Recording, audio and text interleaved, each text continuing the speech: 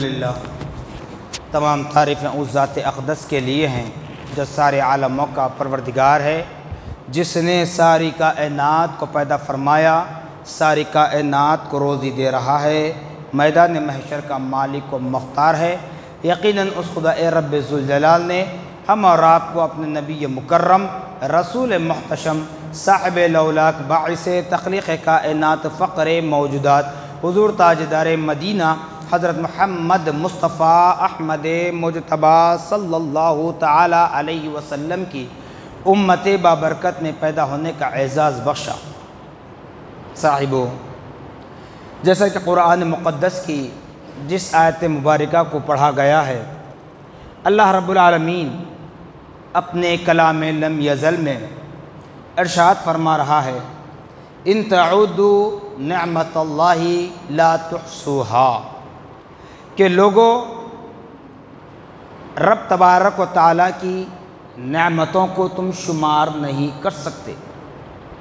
اس آیت مبارکہ پر بارہ ہم نے بات کی، تو ایک مرتبہ پھر یہ بھی آپ کو بتلا دوں کہ اللہ تبارک و تعالیٰ نے کائنات کو جو وجود بخشا، کائنات کو جو پیدا کیا، تو اعلان کر دیا کہ ہم نے انسان اور جنات کو اپنی عبادت کے لیے پیدا کیے ہیں۔ تو اسی طرح اللہ پاک فرما رہا ہے کہ اے بندو، تمہارے لیے میں نے زمین کو بچھونا بنا دیا، آسمان کو تمہارے لیے سایہ بنا دیا، سورج کو تمہارے لیے میں نے اجالا کر دیا، چاند کے ذریعے رات کی تاریکی میں تمہیں روشنی بخشی۔ الغرض اس کے جھاڑ، پہاڑ، درخت، سب کچھ جو اللہ پاک نے پیدا کیے ہیں، کوئی اس میں بے جان نہیں ہیں۔ بے جان ضرور ہیں، بے جان نہیں ہے، بیکار نہیں ہے۔ تب بتائیے، فرشتے یہی سوال کریں گے میدان محشر میں کہ جب تک دنیا میں زندہ تھے تو اس وقت اللہ اور دین اسلام کے متعلق تمہارا کیا خیال تھا؟ اللہ نے اپنی قدرت کاملہ سے تمہیں وجود بخشا، تم کو پیدا کیا، تو بتاؤ تم نے دنیا میں کیا کیا؟ اللہ پاک نے تمہیں دولت سے نوازا، جسمانی اعضاء کو اگر لیں، الحمدللہ ثم الحمدللہ، اللہ پاک کی تخلیق میں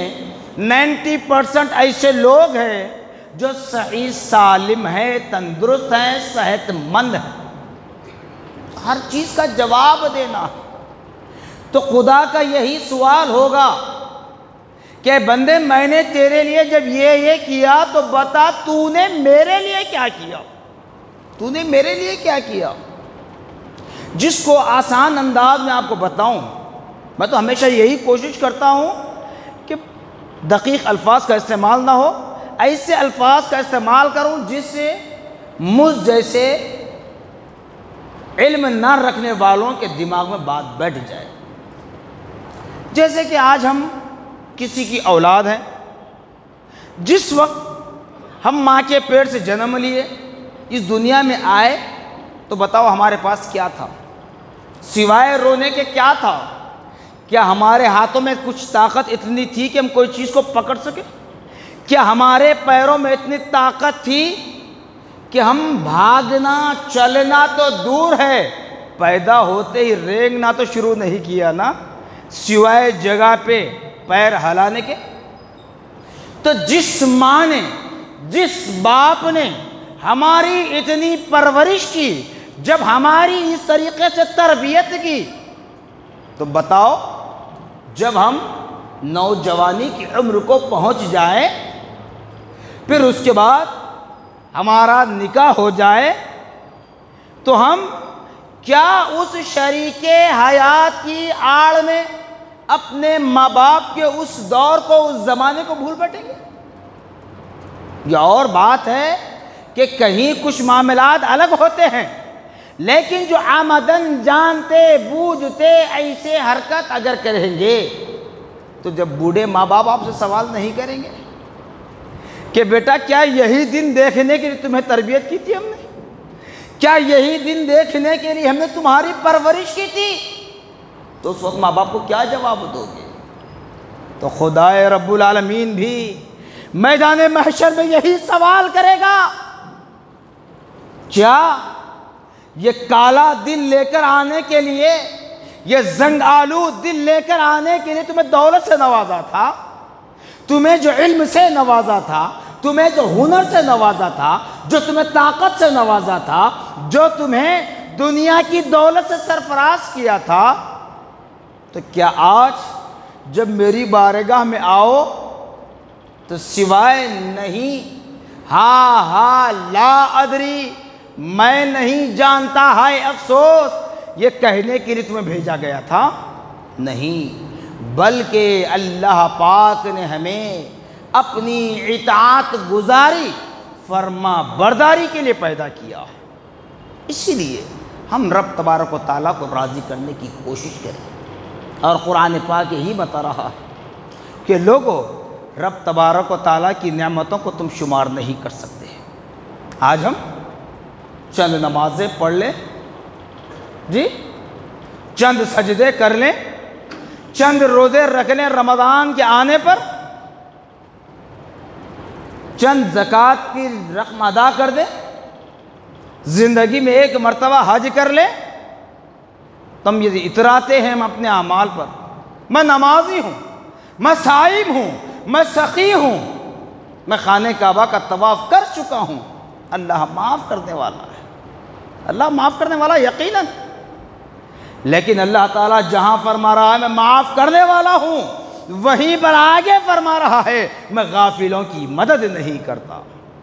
میں غافلوں کی مدد نہیں کرتا۔ تو معلوم کیا ہوا؟ اللہ معاف ان لوگوں کو کرے گا جو سچی توبہ کرتے ہیں، توبۃ نصوحا کرتے ہیں، پھر اس کے بعد کوئی گناہ کا کام نہیں کرتے، کوئی ایسا غلط کام نہیں کرتے جس سے اللہ اور اس کا رسول خوش نہ ہو، ناراض ہو جائے۔ جو ایسے کام نہیں کریں گے ان کے لیے معافی ہے، یا پھر ایسے لوگوں کے لیے معافی ہے جو ہمیشہ ہمیشہ اللہ اور اس کے رسول مقبول صلی اللہ تعالیٰ علیہ وسلم کی رضا و خوشنودی کے لیے اعمال صالحہ کرتے رہتے ہیں، اللہ کے انعام یافتگان بندوں کے راستے پر چلا کرتے ہیں، کبھی نفسانی خواہشات کی تکمیل کے لیے یا شیطان کے وسوسے میں آ کر یا عقلوں پر، آنکھوں پر، کانوں پر وہ پردہ پڑ جائے جس سے نہ حق سنا جائے، نہ حق دکھا جائے، نہ حق سمجھا جائے، تو ایسے موقع پر اگر اس بندے سے گناہ سرزد ہوتا ہے تو اللہ ان کی مغفرت فرمائے گا، ان کے گناہوں کو معاف کرے گا۔ نعوذ باللہ معذرہ، میں کسی پر طنز نہیں کر رہا ہوں، مجھ جیسا گناہگار توبہ کر لے پھر گناہ کرے، توبہ کرے پھر گناہ کرے، تو بتاؤ معافی کی کوئی امید ہے؟ ہم اپنی اولاد کو کتنا برداشت کرتے ہیں، پڑھانے والے ٹیچرز اپنے اسٹوڈنٹ کی غلطیوں کو کتنا برداشت کرتے ہیں، ایک بار، دو بار، تین بار، اس کے بعد کوئی برداشت کرے گا نہیں، تو پھر ہمارے اعمال کو اللہ رب العالمین کیسے برداشت کر رہا ہے؟ یاد رکھ لے، میں نے بارہا کہا، ہمیشہ کہتا ہوں، انشاءاللہ آخری دم تک کہتا رہوں گا، اگر ہم اپنے اعمال کا محاسبہ کر لیں، اپنے اعمال کا جائزہ لیں، اپنے اعمال پر نظر ڈال لیں، تو یقین جانیے کہ اللہ کی رحمت ایک لمحے کے لیے بھی ہم پر نازل نہیں ہو سکتی، اللہ کی رحمت ہم پر ایک لمحے کے لیے بھی نازل نہیں ہو سکتی۔ یہ اللہ والوں کا صدقہ ہے، اللہ کے انعام یافتگان بندوں کا صدقہ ہے، ان کا طفیل ہے، ان کی نظر عنایت ہے کہ جو اللہ رب العالمین ہمیں کھانے کے لیے رزق دے رہا ہے، بدن ڈھانکنے کے لیے کپڑا دے رہا ہے، سر چھپانے کے لیے سایہ دے رہا ہے۔ کیوں؟ اس لیے کہا جاتا انظروا الی اسلاف الماضیہ۔ یہاں ترجمہ کرنے والے حضرات نے دو طریقے سے ترجمہ کیا اور دونوں بھی حق ہیں۔ ایک تو یہ کہ لوگوں تم اپنی پچھلی زندگی کو دیکھو، جو گفتگو کے آغاز میں نے کہا کہ جب ہم ماں کے پیٹ سے جنم لیے تو ہمارے اندر کوئی صلاحیت نہیں تھی، ٹھیک ہے، پچھلی زندگی۔ دوسرا معنی یہ بتلایا جاتا جو اہم ہے کہ تم اپنے اسلاف کی زندگی کو دیکھو۔ اسلاف سے مراد ہمارے باپ دادا پردادا نہیں، بلکہ نبی مکرم محمد الرسول اللہ صلی اللہ تعالیٰ علیہ وسلم، دیگر انبیاء و رسول اجمعین علیہ السلام، نبی پاک صلی اللہ علیہ وسلم کے صحابہ، نبی پاک صلی اللہ علیہ وسلم کے اہل بیت، نبی پاک صلی اللہ علیہ وسلم کے ازواج مطہرات، نبی پاک صلی اللہ علیہ وسلم کے اولاد امجاد کی زندگیوں کو پڑھیں۔ اس کے بعد تابعین، تبع تابعین، ائمہ اربعہ، سلاسل طریقت، پھر اس کے بعد علماء اکرام، ان کی زندگیوں کو پڑھیں، معلوم ہوگا۔ جیسے ابھی محرم الحرام کا مہینہ ختم نہیں ہوا، آج 30 تاریخ ہے۔ جب اکابر کی زندگیوں کو پڑھنے کی بات آئی ہے، آج ہم نماز پڑھتے ہیں، میں سمجھتا ہوں شاید ہماری نمازیں بہت مشکل سے ادا ہوتی ہیں، بہت مشکل سے، اور پوری دنیا کا اگر محاصرہ کیا جائے، جائزہ لیا جائے، تو سمجھتا ہوں کہ 10% ساری دنیا کے مسلمان 10% 5 وقتہ نماز ادا کرتے ہیں۔ آپ سوچ رہے ہوں گے 100 میں سے 10 کہہ رہے ہیں، میں ساری دنیا کے اعتبار سے کیوں کہہ رہا ہوں؟ یہ ہر انسان جان سکتا ہے، ہر میرا نوجوان بھائی جان سکتا ہے، ہر بزرگ حضرات جان سکتے ہیں۔ اذان ہوتی ہے، ہم اپنے کاروبار میں مصروف، اذان کی آواز آتی ہے، ہم اپنے چبوتروں پر مصروف، اذان کی آواز آتی ہے، ہم اپنے فونوں میں مصروف، یعنی دنیاوی کاموں میں مصروف رہتے ہیں۔ نماز کو بھی ہم نے فیشن بنا لیا۔ اگر ہمارے گھر میں کوئی بیمار ہو جائے، کسی کا انتقال ہو جائے، یا متبرک ایام آ جائیں، مقدس راتیں آ جائیں، تو اس وقت جیسے ساری دنیا میں، اگر ریاست کے اعتبار سے بات کرو تو آپ ریاست تلنگانہ دیکھ لیں، شہر کے اعتبار سے بات کرو تو حیدرآباد دیکھ لیں، اگر محلے کے اعتبار سے کہوں تو اپنے محلے کی ہر مسجد کو آپ دیکھ لیں، معراج ہو، برات ہو، قدر ہو، رمضان کے دن اور رات ہوں، جمعہ کا دن ہو، عید الفطر ہو، عید الاضحیٰ ہو، عاشورے کا دن ہو، ہر مسجد بھر کر نکلتی ہے۔ پھر 5 وقت کی نمازوں میں کہاں رہتے ہیں مسلمان؟ اب اس سے آپ جائزہ لیں 10% میں نے صحیح کہا یا غلط۔ تو کہنے کا مقصد یہ نہیں کہ میں اپنی بڑائی بیان کروں، نہیں، میں یہ نہیں کہتا کہ میں 5 وقتہ نمازی ہوں، میں یہ دعویٰ نہیں کر سکتا کہ اللہ کی بارگاہ میں میرا سجدہ قبول ہے، میری نماز قبول ہے، میرا روزہ قبول ہے، میری زکوٰۃ قبول ہے، میرا حج قبول ہے۔ کیوں؟ ایسے لیے کہ ہماری زبان پر ایک ہوتا ہے، دل میں ایک ہوتا ہے، زبان پر الگ، دل میں الگ، تو یہ رب کو راضی نہیں ہے۔ رب کو وہی عبادت راضی کرے گی جو دل میں ہے وہ زبان پر ہو، جو زبان پر ہے وہ دل میں ہو۔ تو پھر میدان کربلا کو دیکھ لیں، زیادہ دور لے جائے بغیر میدان کربلا کا ہی بتا دوں۔ حضرت سیدنا امام حسین رضی اللہ تعالی عنہ نے میدان کربلا میں دشمنوں سے خطاب کیا تھا نا کہ نادانو، میں اللہ کی بارگاہ میں قتل ہونے سے ڈرتا نہیں، گھبراتا نہیں، مجھے خوف نہیں ہے، مجھے خوف نہیں ہے، لیکن تمہیں اس لیے کہہ رہا ہوں کہ اب تک تم نے جتنے قتل کیے وہ سب کے سب قتل انسان کہلائیں گے اگر تم میرا قتل کرو گے نا۔ میرا قتل، قتل انسان، قتل حسین، فاطمہ کے بیٹے کا قتل، علی کے جگر کے ٹکڑے کا قتل، حسن کے بھائی کا قتل، نبی کے نواسے کا قتل نہیں کہلائے گا بلکہ قتل اسلام کہلائے گا۔ اور وہی حسین ہے جنہوں نے میدان کربلا میں اپنے بیٹے، بھتیجے، بھانجے سب کو شہید ہوتے ہوئے اپنی آنکھوں سے دیکھا، اپنے ہاتھوں سے ان نعشوں کو لا کر خیمے میں رکھتے گئے۔ بتاؤ اتنی ہمت کسی کے اندر ہے؟ میں نے کیا کہا؟ حضرت امام حسین رضی اللہ تعالی عنہ کا ذکر کرنے کے لیے امام حسین سے محبت کرنے والا، امام حسین کے نانا جان کونین محمد الرسول اللہ صلی اللہ علیہ وسلم سے سچی محبت کرنے والا، خدا کو ماننے والا، لا الہ الا اللہ محمد الرسول اللہ پڑھنے والا ہر شخص،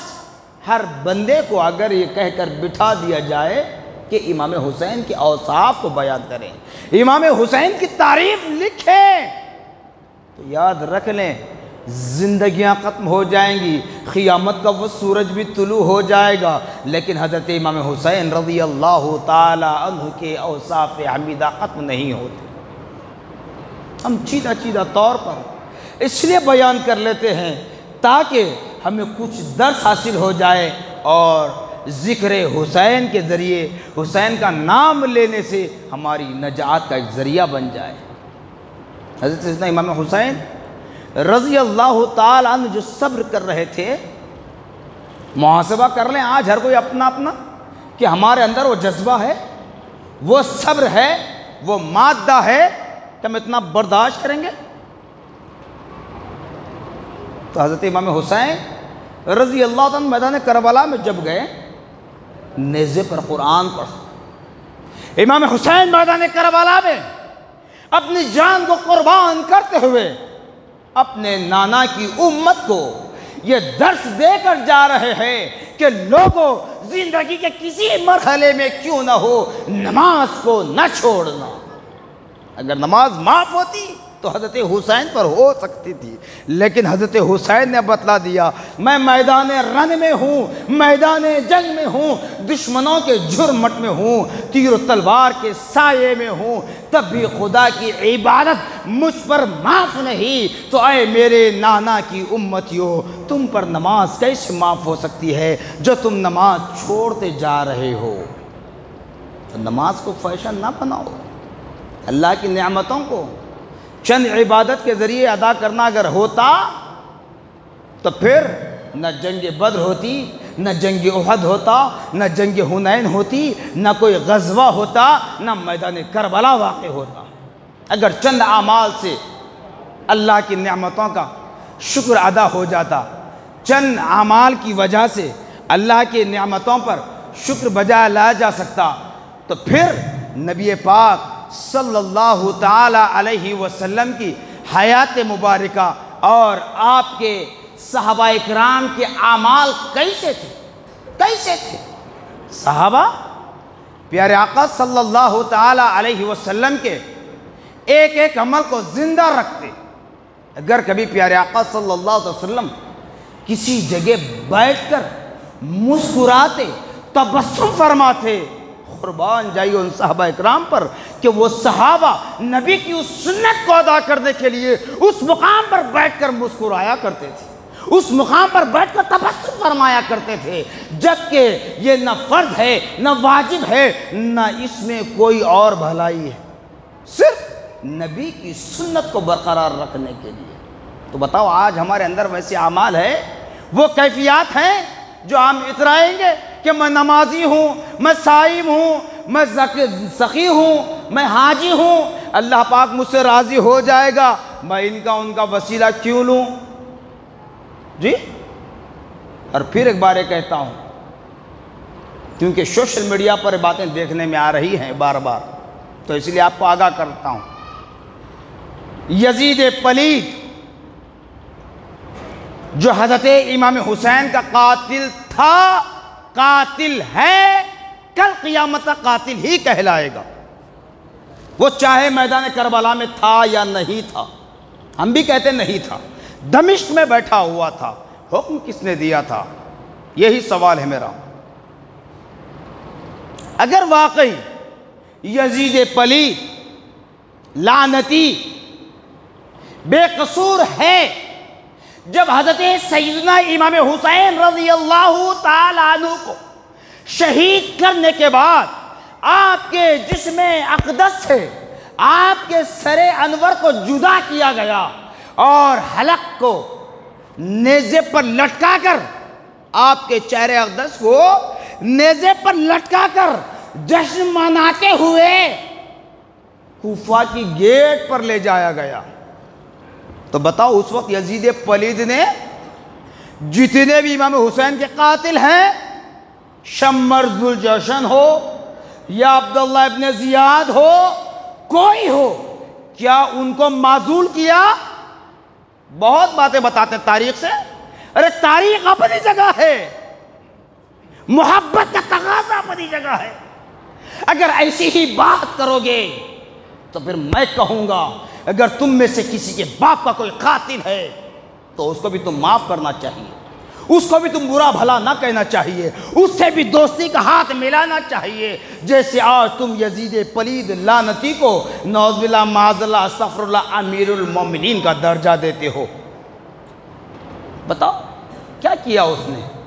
جب محبت تھی امام حسین سے تو عبداللہ ابن زیاد کو پھانسی کے پندے پر لٹکانا تھا، جب محبت تھی امام حسین سے، امام حسین کو قتل کروانا نہیں چاہتا تھا تو شمر ذوالجوشن کو کاٹ کاٹ کر اس کے ٹکڑے ٹکڑے کر دینا تھا۔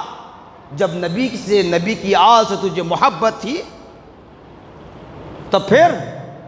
اس یزید پلید لعنتی کو جو اپنا رہنما اور رہبر کہتے ہو، پھر سوال کر رہا ہوں ان سے، مدینے پر چڑھائی کس نے کی؟ مکہ مکرمہ کو ڈھانے کی نیت سے پھر کون آیا تھا؟ ابابیل کی بات نہیں کر رہا ہوں، ہاتھی والوں کی بات نہیں کر رہا ہوں، اسی یزید پلید نے حرمین شریفین کے تقدس کو پامال کرنا چاہتا تھا، اسی یزید پلید نے شراب پیا کرتا تھا، یہی وہ یزید پلید ہے۔ اسلام اور قرآن جو اٹل فیصلہ ہے، جو اٹل فیصلہ کیا جا چکا ہے کہ اسلام میں جن عورتوں سے نکاح حرام تھا، حرام ہے، قیامت تک حرام رہے گا، ان عورتوں سے بھی نکاح کو اسی یزید پلید نے جائز قرار دیا تھا۔ اب کیا کہو گے؟ اب کیا کہو گے؟ تو خدا را یاد رکھ لیں، اگر خاتمہ بالخیر چاہتے ہو، مرتے وقت زبانوں پر کلمہ طیب لا الہ الا اللہ محمد الرسول اللہ جاری کروانا چاہتے ہو، بآسانی اپنی روح کو پرواز کرنا چاہتے ہو، اگر چاہتے ہو کہ جب تمہاری روح پرواز ہو تو تمہاری روح کو رب کی بارگاہ میں لے جانے کے لیے فرشتے ایک کے بعد دیگر ایک دوسرے پر سبقت لے جائیں کہ میں اس بندے کی روح کو خدا کی بارگاہ میں پہنچاؤں گا۔ اگر یہ مقام و مرتبہ چاہتے ہو، قبر کی زندگی میں کامیابی چاہتے ہو، قبر کے اندھیرے میں اجالا چاہتے ہو، میدان محشر میں خدا کے انعام یافتگان بندوں کے ساتھ حشر چاہتے ہو، میدان محشر میں پیارے آقا محمد الرسول اللہ صلی اللہ تعالیٰ علیہ وسلم کی شفاعت عظمیٰ چاہتے ہو، میدان محشر میں حوض کوثر پر پیارے آقا محمد الرسول اللہ صلی اللہ علیہ وسلم کے دست نبوت سے جام کوثر پینا چاہتے ہو، رب کی بارگاہ میں حاضر ہو کر دہنے ہاتھ میں رائٹ ہینڈ میں نامہ اعمال کی ڈگری لے کر جنت میں جانا چاہتے ہو تو حسنی اور حسینی بن جائیے، یزید پلید پر جس طرح